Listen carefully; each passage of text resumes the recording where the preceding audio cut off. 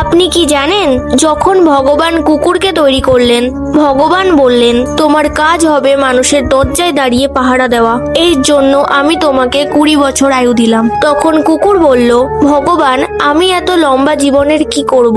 আমাকে শুধু 10 বছরেরই জীবন দিন। ভগবান বললেন ঠিক আছে। তারপরে ভগবান যখন গোমাতাকে বানালেন, ভগবান বললেন তুমি পৃথিবীতে সেবা করবে, অনেক পরিশ্রম করবে আর মানুষদের বাচ্চাদের দুধ খাওয়াবে। এই জন্য আমি তোমাকে দিচ্ছি 60 বছরের আয়ু। তখন গোমাতা বললেন 60 বছরের এত পরিশ্রম আমার পক্ষে করা সম্ভব নয় প্রভু, আমাকে 20 বছর দিলেই হবে।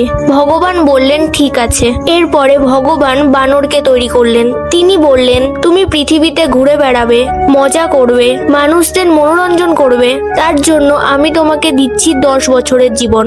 বানর বলল প্রভু আমাকে 5 বছর দিলেই হবে। ভগবান বললেন ঠিক আছে। শেষে ভগবান মানুষদের সৃষ্টি করলেন। ভগবান বললেন তুমি পৃথিবীতে যাবে, মজা করবে, ঘুরবে, কাজ করা শিখবে, তোমাকে তার জন্য আমি দিচ্ছি 20 বছর।